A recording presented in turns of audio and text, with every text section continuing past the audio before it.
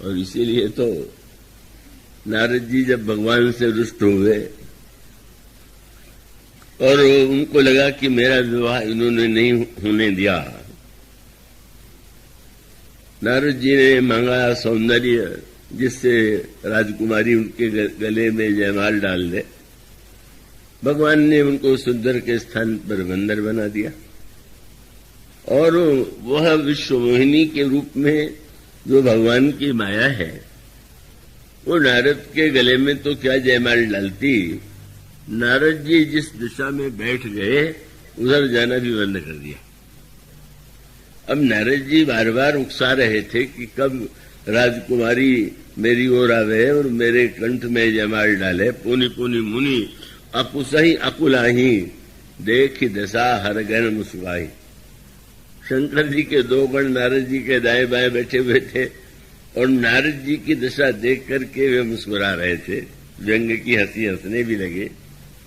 भगवान स्वयं पधारे उस स्वयंवर सभा में, विश्वमोहिनी ने उनके कंठ में जयमाल डाल दिया और भगवान लेकर के विश्वमोहिनी को जब चले गए तो नारद जी की विकलता की सीमा नहीं रही। और तब नारद जी के पास बैठे हुए दोनों रुद्रगणों ने ये कहा कि निज मुख मुकुर विलोक हो जाई। अपना मुंह जाकर के शीशे में तो देख लीजिए, शीशा जैसा अनोखा कौन होगा। शीशा यह कितना प्रिय है और कितना अप्रिय है। प्रिय तो इतना है कि साधारण से साधारण व्यक्ति किसी न किसी प्रकार का शीशा घर में रख लेता है, उसमें अपना मुख देख लेता है और जो मूल्य उसका बहुत दे सकते हैं वो मूल्यवान शीशा रख लेते हैं। तो शीशा अत्यंत लोकप्रिय है और उसका मनोविज्ञान यही है कि व्यक्ति दूसरों को देखता तो है पर उसकी सबसे अधिक आस्था तो स्वयं अपने ही अहम में होती है, अपने मैं में ही होती है और इसलिए सबसे अधिक वो अपने को ही देखना चाहता है। और दर्पण की यह विशेषता है कि वह उस व्यक्ति के उस इच्छा को पूरी कर देता है। लेकिन इतना लोकप्रिय जो दर्पण है एक ही क्षण में सामने वाले व्यक्ति को आग बबूला बना सकता है। क्या किसी से आप एक बार कह दीजिए कि जरा अपना मुंह शीशे में देख लो तो शीशे को लेकर के झगड़ा हो जाएगा। मानो शीशा इतना प्रिय है लेकिन दूसरे के मुंह से सुनकर के व्यक्ति को बड़ा क्रोध आता। तो रुद्रगणों ने भी यही किया। इसलिए रामायण में जो दो पात्र हैं, महाराज दशरथ, वे दर्पण में अपना मुख देखते और जिन रुद्रगणों ने नारद से दर्पण देखने के लिए कहा, शीशा देखने के लिए कहा, वो रावण बन गए। रावण और कुंभकर्ण के रूप में उनका जन्म हुआ। और इसका तात्पर्य यह है कि अगर व्यक्ति अपने आप को शीशे में देखे तो व्यवहार में भी तो आप शीशे में जब देखते हैं कि कहीं मुख पर, आंख पर, नाक पर कहीं कुछ गंदगी है तो उसे आप साफ करने की चेष्टा करते हैं। अगर कहीं गंदगी तो उसे धोने की चेष्टा करते हैं। तो अगर व्यक्ति दर्पण में अपने आप की कमियों को देखे तो उसके लिए परम कल्याणकारी। पर जब दूसरे से आप या हम कहें कि तुम शीशे में मुंह देखो तो इसका अर्थ ये है कि हम यह मानते हैं कि दोष केवल सामने में है, सामने वाले में है, मुझ में नहीं। और जिसके जीवन में वो अपने को देखने की वृत्ति है वो तो गोस्वामी जी की तरह दुहा पढ़ते हैं, श्री गुरु चरण सरोज रज निज मन मुकुर सुधारी वर्णौ रघुबर विमल यश जो दायक फलचारी।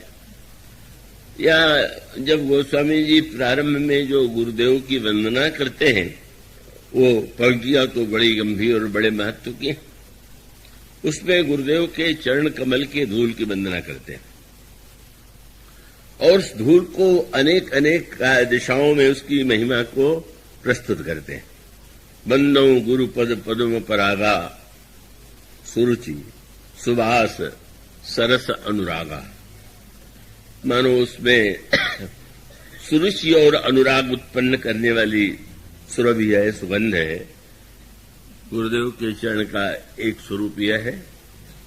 और फिर उसके बाद कहते बंदो गुरुपद पदम परागा सुरुचि सुवास समय सुरुचि सुवास रस अनुरागा।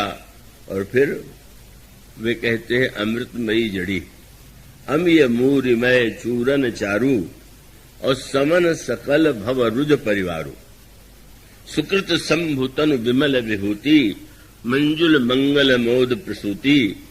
और फिर जन मन मंजू मुकुर मल हरणी। मनुष्य के मन के दर्पण में जो गंदगी आ गई है, मलिनता आती है, उसको अगर विनष्ट करना हो तो गुरुदेव के चरणों के रज का आश्रय ले। का वो गोस्वामी जी उसको कहते हैं औषधि भी है, दर्पण भी है। मानो मनुष्य को गुरुदेव की कृपा से अंतर्दृष्टि, आत्मनिरीक्षण और जो उसके जीवन के अनेक मानसिक रोग हैं वो अमीय मूरिमय चूरन चारू समन सकल भव रुग परिवारू। अगर हम मन के रोगों को दूर करना चाहते हैं तो गुरुदेव के चरण की धूल अमृतमयी औषधि है। अगर हम मन दर्पण को स्वच्छ करना चाहते हैं तो गुरुपद रज मृदु मंजुल अंजन नयन अमीय। का वो दर्पण में ही नहीं, दर्पण के साथ दृष्टि भी तो चाहिए। तो गुरुदेव के चरण की धूल के द्वारा अंजन यदि बना लिया जाए, भौतिक अर्थों में आप अंजन न बनाइएगा कि उसको आप सचमुच ले जा करके। अंजन का अभिप्राय है कि जब हम गुरु के चरणों का ध्यान करते हैं तो हमारे हमें देखने की एक दृष्टि प्राप्त होती। नैन अमीय दृगदोष विभंजन और तही करी विमल विवेक विलोचन वर्णो राम चरित गौ भव लोचन। दो बातें बड़े महत्व की। व्यक्ति के पास दृष्टि है और दृष्टि के द्वारा यदि वह देखता भी है तो बहुधा दूसरों के दोष देखता है और अपने गुण देखता है। इसके स्थान पर जो साधक है, जो आत्म कल्याण चाहता है, वह भी इन दोनों का प्रयोग करता है, दोष दर्शन और गुण दर्शन। दोष दर्शन वह अपनी ओर दृष्टि डाल करके स्वयं अपने आप में दोष देखता है और गुण दर्शन के लिए उसको गोस्वामी जी ने जैसा कहा कि उस श्री गुरुपद नख मणिगण ज्योति सुमिरत दिव्य दृष्टि होती। और उसके पश्चात उन्होंने कहा कि सूझई राम चरित मणिमानिक का उसके द्वारा हमें वो दृष्टि प्राप्त होती है गुरु की कृपा, गुरु की सेवा से कि जब हम भगवान के गुणों का दर्शन करते हैं। तो इस तरह से गोस्वामी जी का एक मूल तात्पर्य ये है कि वस्तु व्यक्ति में क्षमता तो दोनों ही विद्यमान, दोष दर्शन की भी और गुण दर्शन की भी। अगर संसार में दोष देखें तो मनुष्य के हृदय में द्वेष आता है, घृणा आती है और अपने प्रति अभिमान का उदय होता है। और अगर दूसरों में गुण देखें तो व्यक्ति में राग का उदय होता है। और व्यक्ति में राग का उदय होना वह कल्याणकारी नहीं। राग तो ईश्वर में ही होना चाहिए और वह तब संभव है कि जब व्यक्ति के स्थान पर भगवान के गुण व्यक्ति को दिखाई देने लगे। तो इसका मूल तात्पर्य यह है कि जब हम अपनी दोनों वृत्तियों का सदुपयोग करते हैं तो हमारे अंतर मन में, हमारे अंतर जीवन में परिवर्तन आता है और वह परिवर्तन कल्याणकारी होता है। देवर्षि नारद की समस्या क्या थी? मानो यूं कह लीजिए, उसको अगर व्यंग्यात्मक भाषा में कहें, उसको स्थूल अर्थों में न लें, तो जहां पर आपने देखा होगा यज्ञोपवीत होता है, उपनयन होता है, कृपा करके अभी से कुछ लोग सोने की दिशा में बढ़ रहे हैं तो आप बाद में सो लीजिएगा, लेकिन यहां तो आप जरा चैतन्य रहे। तो उपनयन में ब्रह्मचारी के लिए जो व्रत बताए जाते हैं उसमें व्रत बताया जाता है कि तुम दर्पण में अपना मुख मत देखना। तो उसका तात्पर्य यही है कि अब तुम्हें कोई श्रृंगार की भावना तो जागृत नहीं करनी है कि दूसरों की दृष्टि में हम सुंदर बने और तुम ब्रह्मचर्य की दृष्टि से जो दर्पण है उसका भी ब्रह्मचारी त्याग करे। और जो 8 ब्रह्मचर्य की रक्षा के लिए ये नियम बताए जाते हैं उसमें दर्पण न देखना भी है। तो व्यंग मानो ये है कि दर्पण न देखने का उद्देश्य तो ये है कि अगर दर्पण में व्यक्ति देख करके सुंदर बनने की चेष्टा करे और सुंदर बनने के बाद वो संसार के सौंदर्य को अपनी ओर आकृष्ट करने की चेष्टा करे तो ब्रह्मचारी के लिए घातक है। पर नारद जी ने दर्पण देखने का अभ्यास ऐसा छोड़ दिया कि जहां दर्पण देखना चाहिए वहां भी दर्पण नहीं देखा। और दर्पण देखने का तात्पर्य है अपनी कमियों की ओर सजगता से देखना। तो उस समय देवर्षि नारद में जब काम को जीत लिया और इस स्वर्ग का लोभ भी उन्हें प्रेरित नहीं कर पाया, क्रोध भी नहीं आया, तो नारद जी के जीवन में अभिमान का उदय हुआ। और अभिमान का स्वभाव यही है कि व्यक्ति अपनी ओर देखेगा तो गुण देखेगा और दूसरे में दोष दिखाई देगा। तो मानो कुछ 2, 4, 10 दिनों के लिए सही नारद जी के जीवन में भी ऐसी वृत्ति आ गई जब भगवान शंकर में भी उन्हें कमी दिखाई दी, भगवान विष्णु में भी उनको कमी की प्रतीति हुई। वो प्रसंग बड़ा विस्तृत है, पर वो दोनों मानो भगवान शंकर जगत गुरु हैं, तो शंकर जी में भी उनको कमी प्रतीत हुई। जब उन्होंने शंकर जी के सामने अपने काम विजय का वर्णन किया तो विनम्र भाव से जगत गुरु ने नारद से कहा, नारद, मैं एक ही आपसे प्रार्थना करता हूं कि आपने यह कथा मुझे सुना दिया, पर यह कथा विष्णु भगवान को न सुनाइएगा। बार बार विनवो मुनि तो ही जिम यह कथा सुनाए हो मोही, तिमि जनि हरि ही सुनाए हो कबो। नारद जी ने कहा, मैं तो नहीं सुनाऊंगा, पर अगर वे पूछ दें तो बोले चलो प्रसंग दोहराओ, तब पूछने पर भी मत बताना, छिपा जाना। बस नारद जी को शंकर जी में अश्रद्धा हो गई। ये क्यों कह रहे हैं कि विष्णु भगवान को मत सुनाना, ये क्यों कह रहे हैं कि पूछने पर भी छिपा लेना, ये तो हमको कपट की शिक्षा दे रहे हैं। भगवान के सामने तो सरल होना चाहिए, तो कपट की शिक्षा इसलिए दे रहे हैं कि शंकर जी को मुझसे ईर्ष्या हो गई है कि अभी तक तो मैं ही काम का विजेता माना जाता था, कहीं नारद का नाम न हो जाए, इसी जलन के मारे मुझे ऐसी उल्टी शिक्षा दे रहे हैं। तो नारद जी को उन्होंने जो उपदेश दिया था, सरलता का अर्थ यह तो नहीं हुआ आपने बहुत बढ़िया व्यंजन खाया हो पर किसी कारण से न पचे और कह हो जाए, और जो आपसे मिलने आवे आप अपनी सरलता का दर्शन करने के लिए उसको दिखावे कि देखिए मैंने क्या क्या खाया है और ये सामने पड़ा हुआ है। तो आपकी ये सरलता वो तो सामने वाले व्यक्ति के मन में विकृति उत्पन्न करेगी कि कहाँ यहां मैं आ गया, जो अपना बमन दिखाता है। तो ये जो प्रशंसा है जब हो किसी की और वो पचा नहीं पाता तो बमन करता है।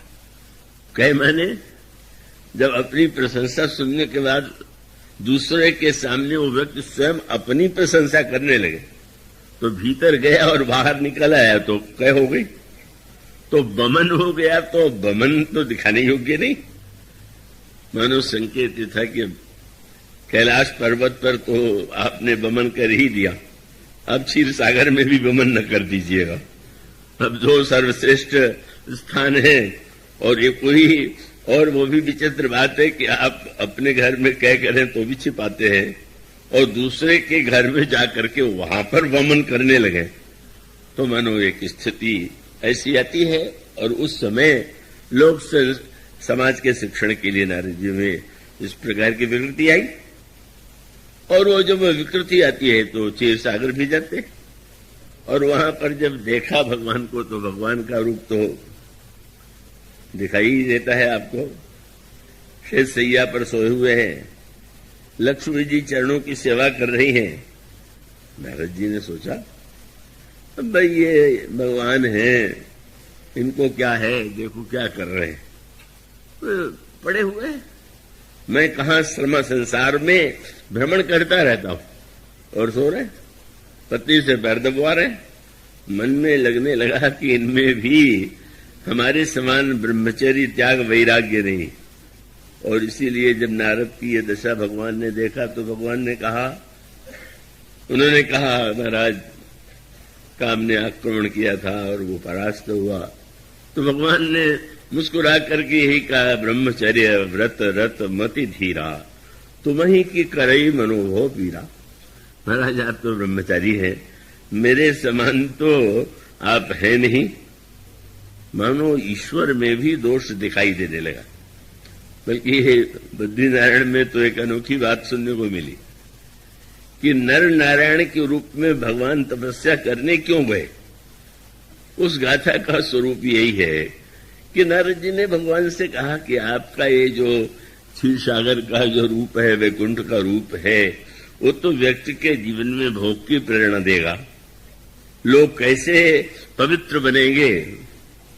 तो उन्होंने कहा तुम क्या चाहते हो। तब वो तपस्वी के रूप में उन्होंने कहा जा करके हिमालय में तपस्या कीजिए। तो ये माना जाता है कि नर और नारायण के रूप में भगवान बद्रीधाम में विद्यमान, और नारद जी ने तपस्या की बात कही तो तपस्या का रूप वह माना जाता है। और इसीलिए एक अनोखी बात बद्रीनाथ धाम में यह बताते हैं कि वहां पर कोई व्यक्ति अन्य तीर्थों में आप जाते हैं तो कामना की पूर्ति की भी बात आती है, पर यह कहा जाता है कि बद्रीनाथ जी के दर्शन में व्यक्ति की कोई सांसारिक कामना पूर्ण नहीं होती। तो यह तो भगवान की महान उदारता है कि अगर नारद ने ऐसा कह दिया तो वो उनके लिए न तो तपस्या का कोई अर्थ है, न भोग का कोई अर्थ है, वो तो सबसे परे हैं, पर वो तपस्वी भी बन जाते। और वो स्वयं क्षीर सागर में विद्यमान जिस रूप में रहते हैं वह भी एक अनोखी बात है।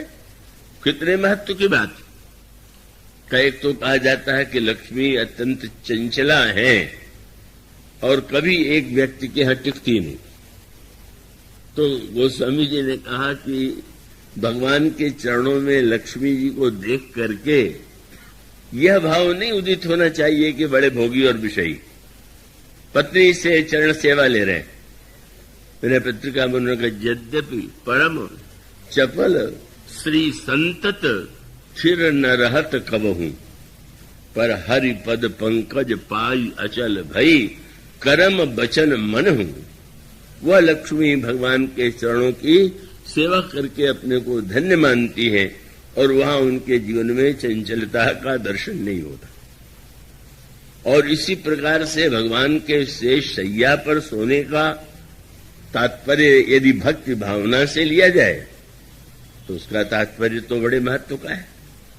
आप थके हुए हो और सोने के लिए किसी कक्ष में जाएं और आपको सांप दिखाई दे जाए तो आप सोएंगे क्या वहां कि चलो कोई बात नहीं है, सांप तो छोटा सा है, हम तो पलंग पर सो ही ले, आप भाग खड़े होंगे। पर कितना आश्चर्य, जिस सर्प की सैया पर भगवान सोते हैं, सैया ही सर्प की, और वह सर्प भी 1000 मुख वाला। तो काल को शैया बनाना यह तो उसी के लिए संभव है जिसके जीवन में काल का कोई भय नहीं। तो भगवान का यह स्वरूप वस्तुतः यह प्रकट करता है कि काल के साकाल से संसार के समग्र प्राणी भयभीत हैं, पर भगवान की वह शैया है और भगवान वहां विराजमान है। पर जब गुण दर्शन की वृत्ति होती है तो गुण दिखाई देता है, और जब व्यक्ति की दोष दृष्टि हो जाए तो वो दोष दिखाई देता है। तो देवर्षि नारद की उनमें भी अश्रद्धा और फिर उसकी चरम परिणति इसी रूप में होती है कि जब नारद ने विश्व मोहिनी की सुंदरता देख करके विवाह की इच्छा हुई, मांगने के लिए सुंदरता भगवान की ओर जा रहे, भगवान से मिल गए, सुंदरता के स्थान पर बंदर की आकृति दे दिया, और जब भगवान ने विश्व मोहिनी का जयमाल स्वयं स्वीकार कर लिया, चले गए, तो रुद्रगणों ने ये कह करके मानो संकेत किया कि यहां आने से पहले यदि आपने दर्पण में देख लिया होता तो शायद आपको उपहास का पात्र न बनना पड़े। पर नारद जी अब दर्पण कहां खोजे? शीशा लेकर के तो साथ में चलते नहीं थे ब्रह्मचारी, तो वो जाकर के तालाब था, उसमें जल था, उसी में मुंह देखने लगे। तो जल में मुंह देखने में भी मुंह दिखाई दे जाता है और दर्पण में भी, और दोनों में एक अंतर है। दर्पण बिल्कुल स्थिर रहता है और जल बड़ा चंचल है। जल में एक कंकड़ी पड़ जाए, तेज हवा चल जाए तो भी हिल जाएगा। तो मानो संकेत है कि अपने दोष गुण को यदि देखना है तो चंचल मन में न देख करके स्थिर दृष्टि से, स्थिर विवेक के द्वारा जब हम आत्मनिरीक्षण करते हैं तो हमें अपनी कमियों का भान होता है।